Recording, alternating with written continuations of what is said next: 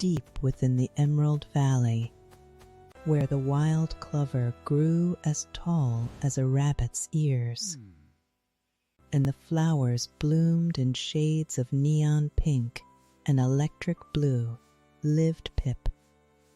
Pip was a hummingbird no bigger than a ripe plum, with feathers that shimmered like a physical rainbow under the morning sun.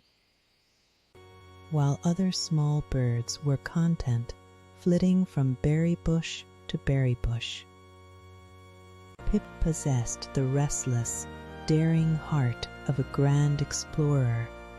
He did not just fly, he danced in the air, looping the loop, writing invisible messages in the sky, and constantly dreaming of what lay beyond the highest, cloud-shrouded peaks.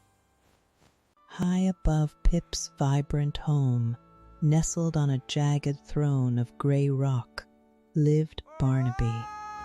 Barnaby was a young eagle with a magnificent wingspan that could block out the sun. To the world below, he looked like the undisputed king of the skies. But Barnaby carried a heavy, secret burden every time he looked down from his high ledge. His heart hammered like a trapped woodpecker. The vast, empty space terrified him. He was paralyzed by the fear of falling, utterly convinced that his massive wings were too heavy to ever keep him safe. He spent his days perched rigidly on his cliff, aloof and proud on the outside, but trembling with self-doubt on the inside. One stormy afternoon, the sky turned the color of bruised plums. A sudden, violent gust of wind swept across the mountain, catching Barnaby off guard. With a sharp cry, the young eagle lost his footing. He tumbled off his rocky ledge, plunging downward into the swirling gray abyss. Barnaby panicked. He flapped his giant wings wildly, fighting the air rather than riding it. The harder he struck at the wind, the faster he fell, spinning out of control toward the jagged rocks below. From his shelter beneath a broad fern, Pip saw the giant bird in distress. Without a moment's hesitation, the brave little bird launched himself into the gale.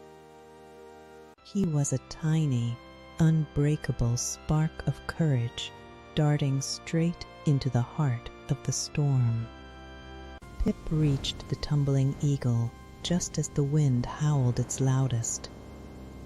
To guide the terrified giant, Pip began to fly directly in front of Barnaby's golden eyes.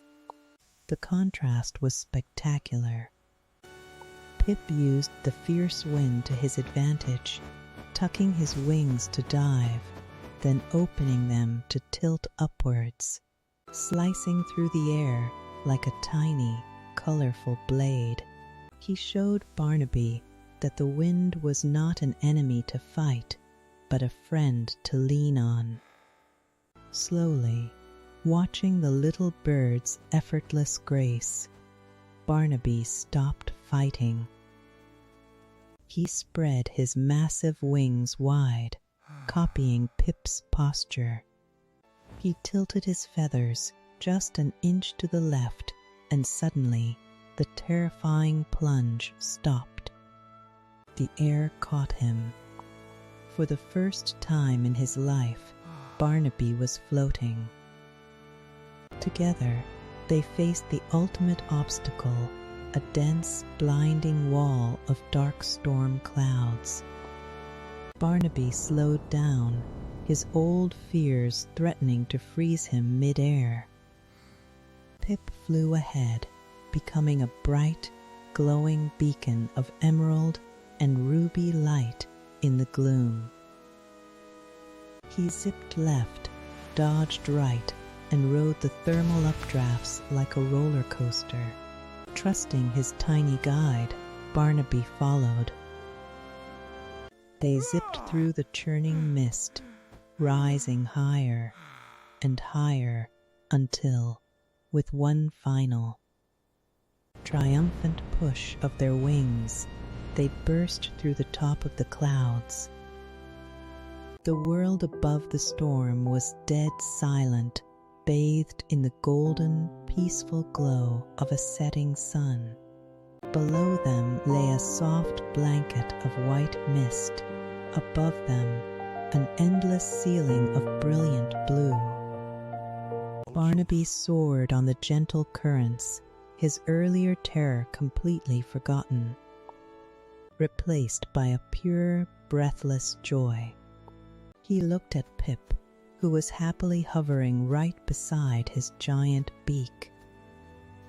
The small bird had taught the mighty eagle that courage did not mean having no fear.